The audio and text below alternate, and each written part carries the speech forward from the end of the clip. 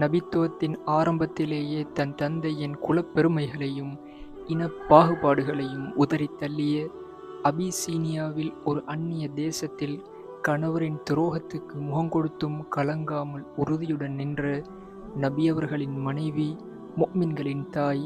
அவர் யார் என்று உங்களுக்கு தெரியுமா? அவருடைய பேருதான் உம்மு ஹபீபா பின்த் அபி சுஃபியான் ரலியல்லாஹு அன்ஹா. இவர்கள் மக்கா நகரில் குறைஷி குலத்தில் பனு உமையா கிளையில் அபி சுஃபியான் ரலியல்லாஹு அன்ஹு அவர்களின் மகளாக பிறந்தார்கள். இவர்கள் ரம்லா, ஹிந்த் எனும் பெயர்களால் ஆரம்பத்தில் அழைக்கப்பட்டார்கள். இஸ்லாம் என்பது இழப்பு, தியாகம், சமூக ஒதுக்கம் என்று அறியப்பட்ட அந்த ஆரம்ப காலத்தில், அதுவும் இஸ்லாத்தை கடுமையாக எதிர்த்த ஒரு குலத்தில் இருந்து கொண்டே இஸ்லாத்தை ஏற்றுக்கொண்டது இவர்களின் நம்பிக்கை, விசுவாசம், உறுதி என்பவற்றை பறைசாற்றுகிறது. மக்கா நகரில் இவர்களுக்கும் உபைதுல்லாஹ் இப்னு ஜஹிஷ் அவர்களுக்கும் திருமணம் நடைபெற்றது. ஆனால் சமூக சூழல் ஒரு நிலைக்கு முஸ்லிம்களை தள்ளியது. இஸ்லாமா சொந்த பூமியா என்ற கேள்வி முன் எழுந்தது. அப்போது இஸ்லாத்தை தேர்ந்தெடுத்து தனது கணவருடனும் மற்ற முஸ்லிம்களுடனும் அபிசீனியாவை நோக்கி ஹிஜ்ரத் செய்தார்கள். ஆனால் சோதனை ஹிஜ்ரத்துடன் முடிந்துவிடவில்லை. சில நாட்களில் இவருடைய கணவர் இஸ்லாத்திலிருந்து மதம் மாறி கிறிஸ்தவத்தை தழுவினார். உம்மு ஹபீபா ரலியல்லாஹு அன்ஹா அவர்கள் அந்த அந்நிய தேசத்தில் தனித்து நின்றார்கள். சொந்த நாடும் இல்லை, உறவென்று சொல்லிக்கொள்ள யாரும் இல்லை. ஆனால் இறைவன் மீது கொண்ட உறுதியான நம்பிக்கை அசைக்க முடியாததாக இருந்தது. நிலைமையை அறிந்த நபி அவர்கள் அப்போது இவர்களுக்கு திருமண தூது அனுப்பினார்கள். அன்னை அவர்கள் ஏற்றுக்கொள்ள மன்னர் நஜாஷியால் நபி அவர்களின் சார்பாக 4000 திர்ஹம்கள் மஹராக வழங்கப்பட்டு அபிசீனியாவிலேயே திருமணம் நடைபெற்றது. ஹைபருக்கு பிறகு மதீனாவை அடைந்த அன்னை அவர்கள் நபி அவர்களின் இல்லத்தில் முதல் முறையாக பிரவேசித்தார்கள். அன்னை அவர்களின் தந்தை இஸ்லாத்தை ஏற்றுக்கொள்வதற்கு முன்பே அரசியல் சமரசத்திற்காக மதீனாவுக்கு வந்தார். தந்தை நபி அவர்களின் படுக்கையில் அமர முயன்ற போது இவர்கள் படுக்கையை அவரிடமிருந்து மடித்து அகற்றினார்கள். இது நபி அவர்களின் படுக்கை என்றும் ஒரு பல தெய்வ வழிபாட்டாளர் இதில் அமரக்கூடாது என்று வெளிப்படையாக கூறிவிட்டார்கள். உறுதியின் தாய் அன்னை அவர்களின் வாழ்க்கைக்கு முடிவு வந்தது. ஹிஜ்ரி 42ஆம் ஆண்டில் இவ்வுலகை விட்டும் பிரிந்தார்கள். ஜன்னத்துல் பகையில் அடக்கம் செய்யப்பட்டார்கள். இதுதான் தன்னம் தனியான தியாகத்தின் சான்று, சத்தியத்துக்கான அசைக்க முடியாத உறுதி, விசுவாசிகளின் அன்னை உம்மு ஹபீபா பின்த் அபி சுஃபியான் ரலியல்லாஹு அன்ஹா அவர்களின் வாழ்க்கை சுருக்கம். அஸ்ஸலாமு அலைக்கும் வரஹ்மத்துல்லாஹி வபரகாத்துஹு. தன்னம்பிக்கையை வார்த்தைகளால் மட்டுமல்லாமல் செயல்களால் நிரூபித்த நபியவர்களால் இரகசியமான மிக முக்கியமான பணிகளுக்காக தேர்ந்தெடுக்கப்பட்ட உறுதி, விவேகம், விசுவாசம் ஆகியவற்றால் தங்களை செதுக்கிக் கொண்ட மனித பலவீனங்கள் மிகைத்த போதும் நீதியையும் கருணையும் உலகுக்கு எடுத்துரைக்க உதவிய ஒரு சஹாபியை பற்றி உங்களுக்கு தெரியுமா? அவருடைய பேருதான் அம்ர் இப்னு உமையா அல்-லம்ரி ரலியல்லாஹு அன்ஹு. இவர்கள் மக்கா நகரின் பனு லம்ரா என்ற வம்சாவளியைச் சேர்ந்த கினானா கூட்டமைப்பிலிருந்து வந்த ஒரு பழங்குடியைச் சேர்ந்தவர். நபித்துவத்தின் ஆரம்ப காலத்திலேயே இவர்கள் சன்மார்க்கத்தை மனமுவந்து ஏற்றுக்கொண்டார்கள். இளம் முஸ்லிம் சமூகத்தின் சோதனைகளையும் வளர்ச்சிகளையும் வெற்றிகளையும் தங்கள் கண்ணால் இவர்கள் கண்டார்கள். இவருடைய வாழ்க்கை வெறும் வார்த்தைகளால் ஆனது அல்ல, பொறுப்பின் பாரத்தை தாங்கிய தீர்க்கமான செயல்களால் ஆனது. விவேகமும் வீரமும் தேவைப்பட்ட மிக முக்கியமான பணிகளுக்காக நபியவர்களால் இவர்கள் தேர்ந்தெடுக்கப்பட்டார்கள். பி'r மௌனா என்ற துயர சம்பவத்தில் குர்ஆன் ஓதும் பல முக்கிய சஹாபாக்களில் ஒரு குழுவினர் நயவஞ்சகமாக கொல்லப்பட்டனர். அந்த சம்பவத்தில் இருந்து தப்பி பிழைத்து வந்த அம்ர் ரலியல்லாஹு அன்ஹு அவர்கள் வரும் வழியில் நபி அவர்களின் பாதுகாப்பின் கீழ் இருந்த 2 நபர்களை தவறுதலாக கொன்றுவிட்டார். தவறை உணர்ந்த நபி அவர்கள் தியா, இரத்த பணம் முறையாக செலுத்தப்படுவதை உறுதி செய்தார்கள். இது முஸ்லிம் சமூகத்தின் ஆட்சியின் நீதியையும் கருணையையும் வெளிப்படுத்தியது.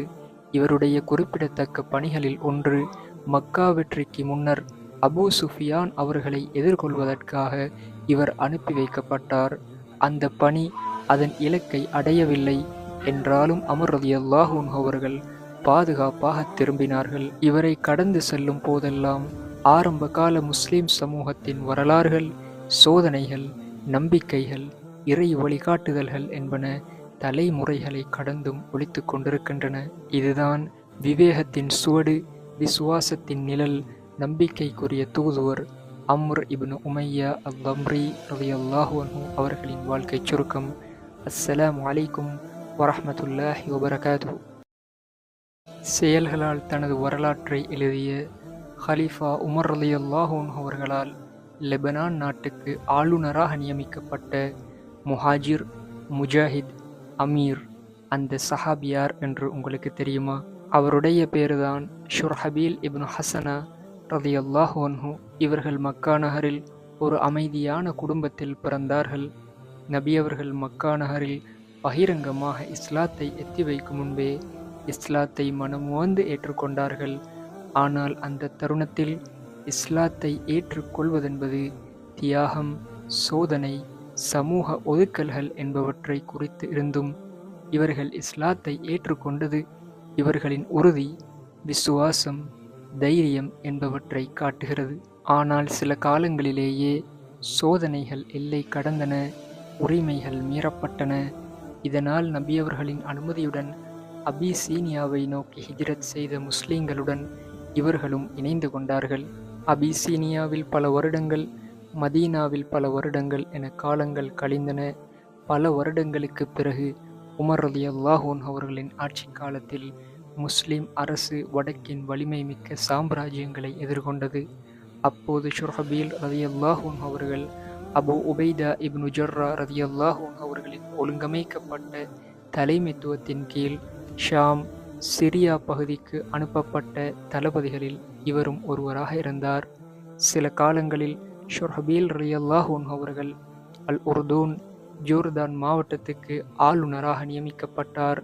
புதிதாக ஒரு நிலப்பகுதியில் நிர்வாகம், நீதி, ஸ்திரத்தன்மை ஆகியவை இவர் கையில் ஒப்படைக்கப்பட்டன. ஹலீஃபா உமர் இப்னுல் ஹத்தாப் ரலியல்லாஹு அன்ஹு அவர்களின் ஆட்சி காலத்தில் பதவிகள் பரம்பரைக்காகவோ அல்லது புகழுக்காகவோ வழங்கப்படவில்லை. மாறாக தகுதி, ஆற்றல், நம்பகத்தன்மை, பொறுப்பு பேணுதல் ஆகியவற்றுக்காகவே வழங்கப்பட்டன. ஹிஜ்ரி 18ஆம் ஆண்டு வந்தது. அம்பாஸ் என்ற பகுதியில் ஏற்பட்ட கொடிய கொள்ளை நோய் ஷாம் முழுவதும் பரவியது.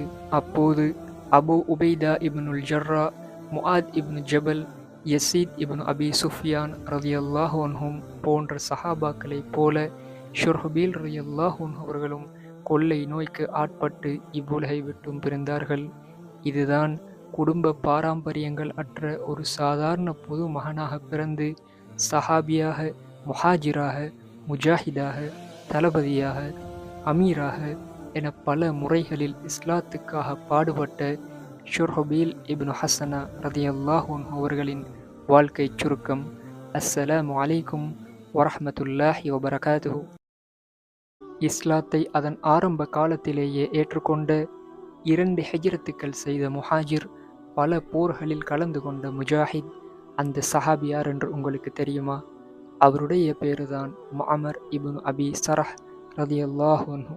குலப்பெருமையும் இனப்பாகுபாடும் அரபுலகத்தை ஆட்சி செய்த அந்த அறியாமை காலத்தில் மக்கா நகரில் ஒரு அமைதியான குடும்பத்தில் இவர்கள் பிறந்தார்கள். அசத்தியமும் அராஜகமும் சூழ இருந்த அந்த வேளையில் மஅமர் ரலியல்லாஹு அன்ஹு அவர்களின் உள்ளம் சத்தியத்துக்காக ஏங்கியது. மக்காவின் தெருவோரங்களில் இஸ்லாத்தின் மெல்லிய சப்தங்கள் கேட்க துவங்கிய உடனேயே, நபி அவர்கள் இஸ்லாத்தை பகிரங்கமாக எத்தி வைக்கும் முன்னமேயே இவர்கள் மனமுவந்து முன்வந்து இஸ்லாத்தை ஏற்றுக்கொண்டார்கள். இவர்களை குறித்து எந்த ஆதாரபூர்வமான ஹதீஸும் பதிவு செய்யப்படவில்லை. இவரின் வார்த்தைகள் தலைமுறைகளினூடே கடத்தப்படவில்லை. இஸ்லாத்துக்கான போர்கள், உடன்படிக்கைகள், ஆரம்பகால முஸ்லிம் சமூகத்தின் முக்கிய நிகழ்வுகள் என இவரை பற்றிய எந்த பதிவுகளும் இல்லை. இந்த மௌனம் ஒரு ஆழமான உண்மையை சொல்கிறது. இஸ்லாமிய சமூகத்துக்கு தங்கள் தொண்டை எந்தவித சப்தமும் இல்லாமல், புகழ் வெளிச்சமும் இல்லாமல், இறை கட்டளைகளை ஏற்று நடந்து இறை உவப்புக்காக, அல்லாஹ்வுக்காக மட்டுமே செயலாற்றுவது என்பதுதான் அந்த உண்மை. இதுதான் இனமாச்சரியங்களும் பரம்பரை பதவிகளும் புகழ் வெளிச்சமும் மட்டுமே ஊறித் திளைத்த ஒரு சமூகத்தை வெறுத்து சமத்துவ, சத்திய, சகாப்தத்தை ஏற்றுக்கொண்டு அதற்கான அமைதியான முறையில் சேவை செய்த மஅமர் இப்னு அபி ஸரஹ் ரலியல்லாஹு அன்ஹு அவர்களின் வாழ்க்கை சுருக்கம். அஸ்ஸலாமு அலைக்கும் வரஹ்மத்துல்லாஹி வபரகாத்துஹு.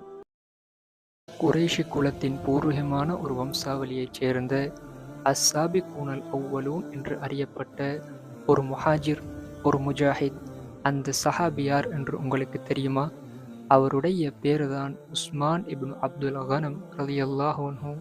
சில அறிவிப்புகளின்படி இவர்களுடைய பெயர் ஆமிர் இப்னு அப்துல் கனம் என்றும் பதிவு செய்யப்பட்டிருக்கிறது. இவர்கள் மக்கா நகரில் குறைஷி குலத்தில் பிஹரி கிளையில் பிறந்தார்கள். நபி அவர்கள் பகிரங்கமாக இஸ்லாத்தை எத்தி வைக்கும் முன்பே இவர்கள் இஸ்லாத்தை ஏற்றுக்கொண்டார்கள். இதனால் தூய இஸ்லாமிய சமூகத்தின் மூத்த அங்கத்தவர் அஸ்ஸாபிகூனல் அவ்வலூன் என்ற பட்டியலில் இடம் பிடித்து கொண்டார்கள்.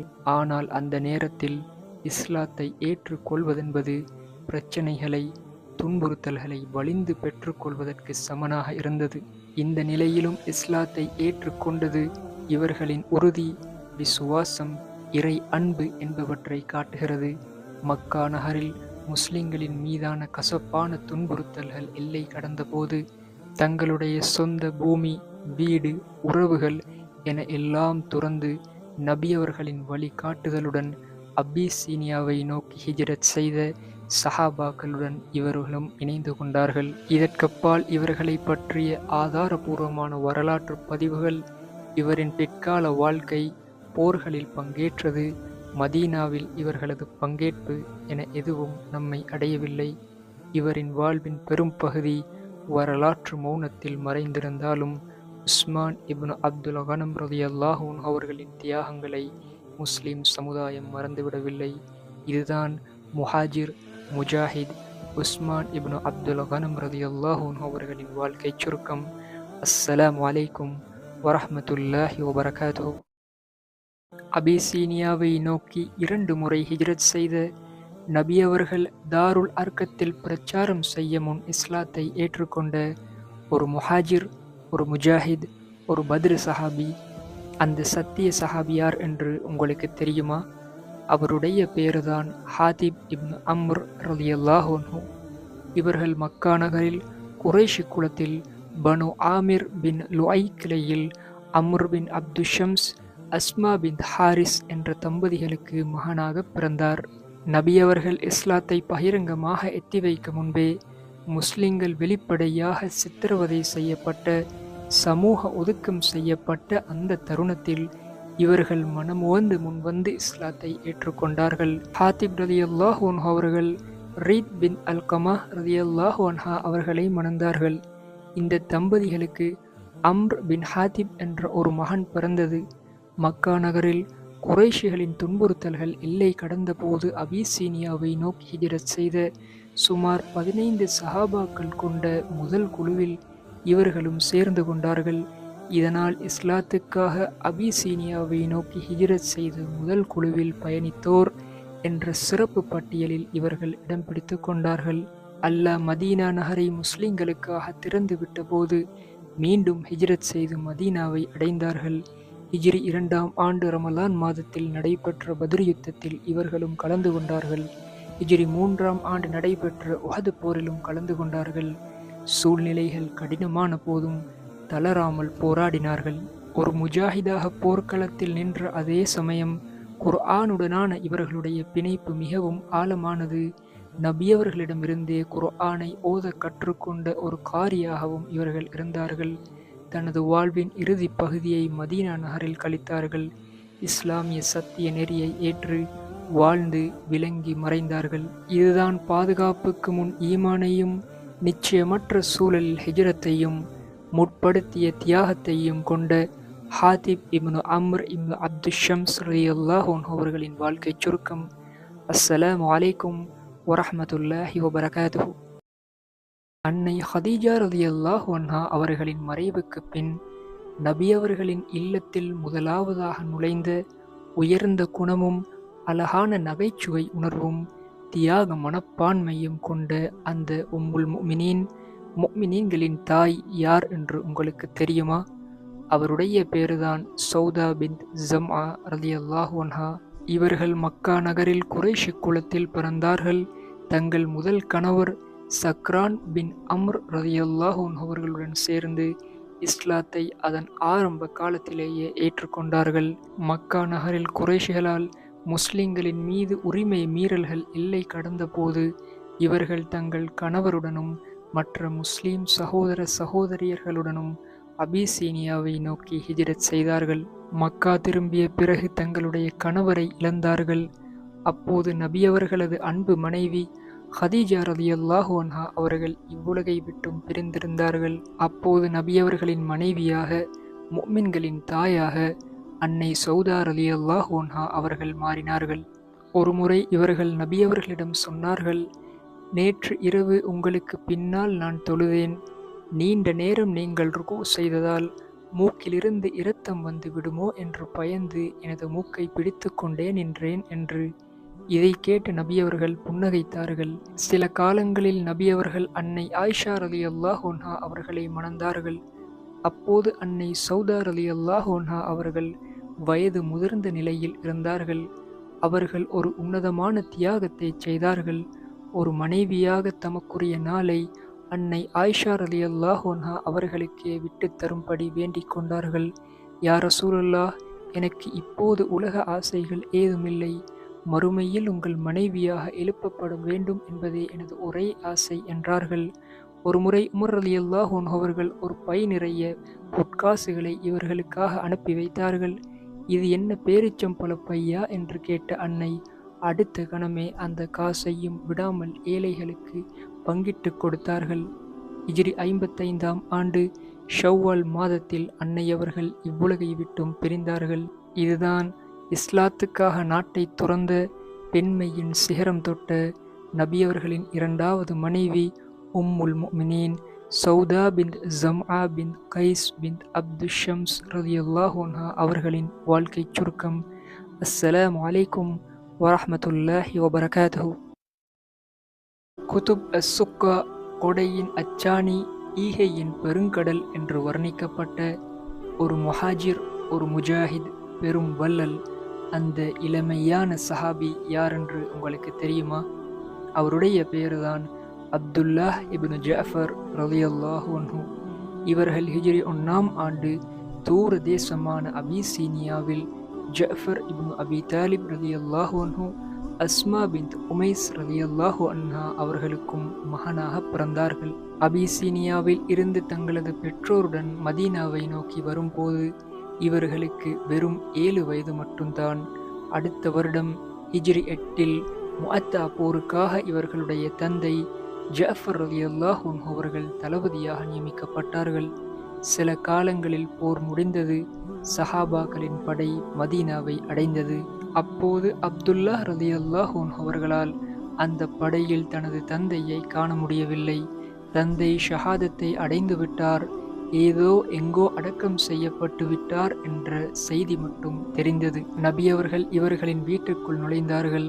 அப்போது இவர்களின் கண்களில் வழிந்த கண்ணீரை துடைத்து, இன்று முதல் நான் உங்களுடைய தந்தை என்று கூறி வாரி அணைத்து கொண்டார்கள். அன்று முதல் நபியவர்கள் இவ்வுலகை விட்டு பிரியும் வரை சுமார் 2 ஆண்டுகள் நபியவர்களின் அரவணைப்பிலே இவர்கள் வளர்ந்தார்கள். நபியவர்கள் மரணிக்கும் போது இவர்களுக்கு வெறும் 10 வயது மட்டும்தான். ஆனால் அந்த பிஞ்சு மனதுக்குள் நபியவர்களின் ஞானம் ஆழமாக பதிந்திருந்தது. பிற்காலத்தில் நபியவர்களிடமிருந்து மட்டுமல்லாமல் அஸ்மா, அலி, உஸ்மான், அம்மார் ரலியல்லாஹு அன்ஹும் என பலரிடமிருந்தும் ஹதீஸுகளை அறிவித்து தந்தார்கள். அலி ரலியல்லாஹு அன்ஹு அவர்களின் காலத்தில் நடந்த சிஃபின் போரில் ஒரு தளபதியாக நின்று தீரமாக போரிட்டார்கள். சில காலங்களில் அலி ரலியல்லாஹு அன்ஹு அவர்களின் மகள் ஜெய்னப் அவர்களை மணம் முடித்தார்கள். இவர்கள் கொடைத்தன்மைக்காக பிரபலமாக அறியப்பட்டார்கள்.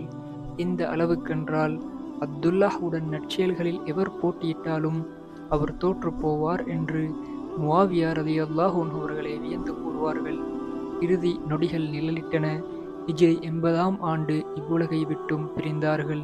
இதுதான் அருமை நபியின் நிழலில் வளர்ந்த, கொடையால் வறுமையை துரத்திய அப்துல்லாஹ் இப்னு ஜஅஃபர் இப்னு அபி தாலிப் ரலியல்லாஹு அன்ஹு அவர்களின் வாழ்க்கை சுருக்கம். அஸ்ஸலாமு அலைக்கும் வரஹ்மத்துல்லாஹி வபரகாத்துஹு. அம்ர் இப்னு ஆஸ் ரலியல்லாஹு அன்ஹு அவர்களின் சகோதரன், ஆரம்பத்தில் அபூஜஹலின் மருமகன், நபியவர்களால் இறை நம்பிக்கையாளர் என்று பாராட்டப்பட்ட ஒரு முஹாஜிர், ஒரு முஜாஹித். அந்த சஹாபி யார் என்று உங்களுக்கு தெரியுமா? அவருடைய பேருதான் ஹிஷாம் இப்னு அல் ஆஸ் ரலியல்லாஹு அன்ஹு. இவர்கள் மக்கா நகரில் செல்வாக்குமிக்க பனு ஜஹம் கிளையில் அல் ஆஸ் இப்னு வாயில், ஹர்மலா பின்த் ஹிஷாம் எனும் தம்பதிகளுக்கு மகனாக பிறந்தார்கள். சத்திய மார்க்கமாம் இஸ்லாத்தை அதன் ஆரம்ப நாட்களிலேயே ஏற்றுக்கொண்டார்கள். இதனால் அஸ்ஸாபிகூனல் அவ்வலூன், முந்திக் கொண்டவர்களின் பட்டியலில் இணைந்து கொண்டார்கள். முஸ்லிம்களின் மீதான குறைஷிகளின் தொந்தரவுகள் எல்லை மீறிய போது நபியவர்களின் கட்டளைக்கிணங்க அபிசீனியாவை நோக்கி ஹிஜ்ரத் செய்த சஹாபாக்களுடன் இவர்களும் இணைந்து கொண்டார்கள். ஆனால் நபியவர்கள் மதீனாவுக்குச் சென்ற செய்தியை கேள்விப்பட்டவுடன் எப்படியாவது நபியவர்களுடன் இணைந்து கொள்ள வேண்டும் என்ற ஏக்கம் இவர்களுள் பிறந்தது. அதனால் மீண்டும் மக்காவை நோக்கி திரும்பிய போது இவரது தந்தையாலும் உறவினர்களாலும் சிறை பிடிக்கப்பட்டார்கள். பல வருடங்கள் மதீனா செல்ல முடியாமல் கைதியாகவே மக்காவில் இருக்க வேண்டியிருந்தது. இறுதியாக அகல் போருக்கு பின்னரே அந்த விலங்குகளை உடைத்து கொண்டு மதீனாவுக்கு திரும்பி வந்தார்கள். ஹிஜ்ரி 13ஆம் ஆண்டு நடந்த ஒரு போரில் முஸ்லிம்கள் ரோமானிய படைகளை எதிர்த்து நின்ற அந்த தருணம், எதிரிகளின் பிரம்மாண்டமான படையை கண்ட சில வீரர்கள் சற்று தயங்கியதைக் கண்ட ஹிஷாம் ரலியல்லாஹு அன்ஹு அவர்கள் உடனே தனது தலை கவசத்தை கலட்டி எறிந்துவிட்டு தனது முகத்தை பகிரங்கமாக புலப்படுத்தியவாறு எதிரிகளின் படைக்குள் பாய்ந்தார். வானம் அதிரும் வரை சப்தமிட்டார். முஸ்லிம்களே, என்னிடம் வாருங்கள், நான் தான் ஹிஷாம் இப்னு அல் ஆஸ். நீங்கள் சொர்க்கத்தை விட்டா ஓடுகிறீர்கள் என்று முழங்கியவாறு ரோமானிய படைகளை சிதறடித்தார். யுத்தத்தின் ஒரு குறுகிய பாதையை மறித்து நின்ற ரோமானியர்களை வெட்டி வீழ்த்தி முன்னேறிய போது அங்கே ஷஹீதாக்கப்பட்டார். அவரது உடல் அந்த பாதையை மறித்து கிடந்தது. பின்னே வந்த முஸ்லிம் குதிரைப்படை ஒரு சிறந்த சஹாபியின் உடலை மிதிக்க அஞ்சி நின்றது. அப்போது இவருடைய சகோதரர் அம்ர் இப்னு ஆஸ் ரலியல்லாஹு அன்ஹு அவர்கள் கூறினார்கள், மக்களே, அல்லாஹ் அவருக்கு ஷஹாதத்தை வழங்கி அவரது ஆன்மாவை உயர்த்திவிட்டான். இது வெறும் ஜடம்தான், இதன் மீது ஏறிச் சென்று வெற்றி பெறுங்கள் என்று. முஸ்லிம் படைகள் அந்த தியாகத்தின் மீது ஏறிச் சென்று வெற்றியை எய்தின. யுத்தம் முடிந்ததும் தம்பியின் உடலின் சிதறிய பாகங்களை ஒன்றிணைத்து ஒரு தோல் பையில் இட்டு கண்ணீரோடு அடக்கம் செய்தார் அம்ர் ரலியல்லாஹு அன்ஹு அவர்கள். இந்த செய்தியை கேட்ட உமர் ரலியல்லாஹு அன்ஹு அவர்கள் விம்மி அழுது கொண்டே கூறினார், அல்லாஹ் அவருக்கு அருள் புரியட்டும், இஸ்லாத்துக்கு அவர் எத்தகைய சிறந்த உதவியாளராக இருந்தார் என்று. இதுதான் ஈமானை பாதுகாக்க ஹிஜ்ரா செய்த, சிறையை தாண்டி சிறகடித்த, நபியவர்களால் சான்றிதழ் வழங்கப்பட்ட ஹிஷாம் இப்னு அல் ஆஸ் இப்னு வாயில் ரலியல்லாஹு அன்ஹு அவர்களின் வாழ்க்கை சுருக்கம். இஸ்லாத்தின் ஒளி பரவுவதற்கு முன் மக்கா நகரை தேடி வந்த ஒரு வாலிபன், தனது வீரத்தாலும் சொல்லாலும் வரலாற்றின் பக்கங்களில் அழியாத தடம் பதித்தவர், பத்ர் யுத்தத்தின் ஒரே குதிரை வீரர். அந்த சஹாபி யாரென்று உங்களுக்கு தெரியுமா? அவருடைய பேருதான் மிக்தாத் இப்னு அம்ர் ரலியல்லாஹு அன்ஹு.